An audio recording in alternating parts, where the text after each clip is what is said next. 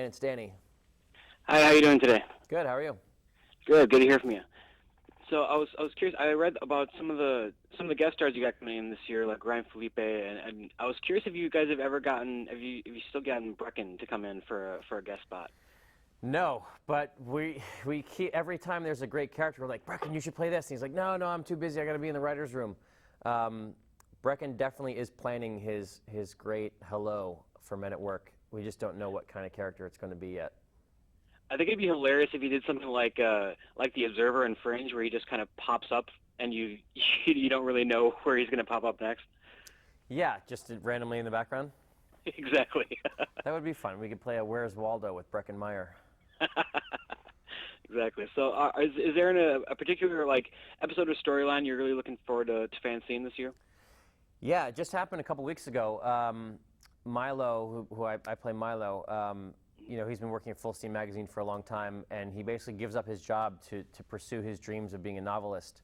And in that episode, Ed Asner is on the show and basically convinces Milo to sort of, you got to go for it. And so getting to work with Ed was amazing. He's such a legend. And now Milo, basically my character, I walk around in my pajamas and having no idea how to be a novelist, but deciding that I have to do so. Oh wow, that sounds awesome. I mean, how late into the season is that then? I'd say about halfway through. Okay, Yeah. Nice. Yeah. So is J.K. Simmons back again this year for some more hilarity? Yeah, J.K. starts the season off, which is airing tonight, obviously on Wednesday, so J.K.'s back as our the CEO of the company, but then he quickly hires Myron, who's played by David Krumholtz, and Myron is our new tyrant at the magazine, who's trying to get the place in order. And so having Krumholtz has been amazing because he's such a good actor. Oh, nice. So he's on for the whole season then, essentially, or? Most of the season, yeah. I think we gave him a couple weeks off. Okay, cool. Well, that sounds great. So it seems like he's definitely trying to run a tighter ship and kind of actually make some money for once.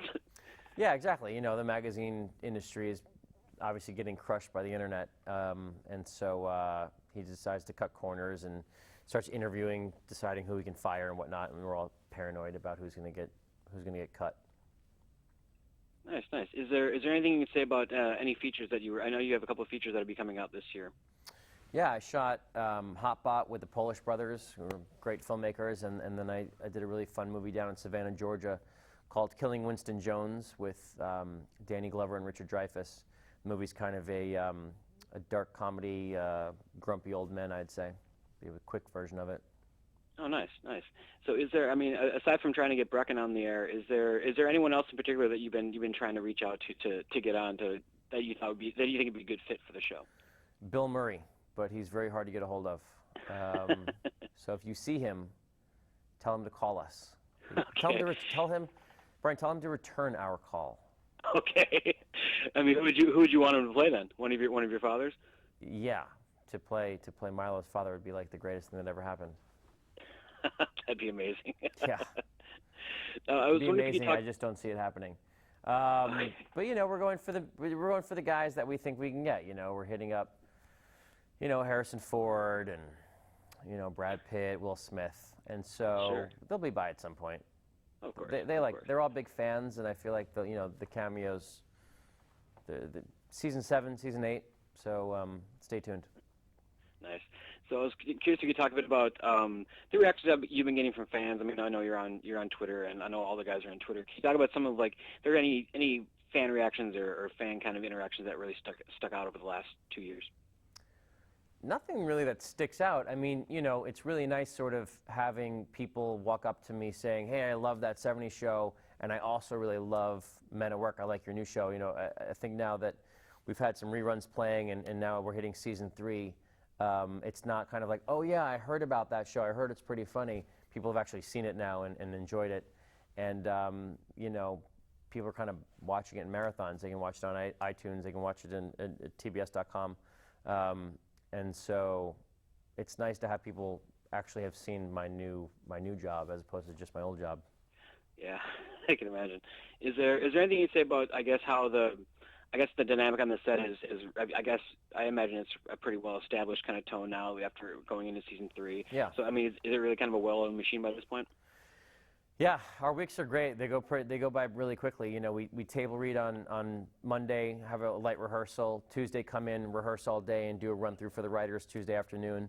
Wednesday, same thing, rehearsal all day, and then our run through that afternoon is for the studio for Sony and for the network for TBS. Thursday, we pre-shoot some scenes that are a little more difficult or can't be shown in front of a live audience. And then Friday, we camera block the show with all the camera guys, and then at 6 p.m. we start shooting live. And we shoot the show in order, and we're usually done by about 10 o'clock. Nice. That's awesome. Yeah.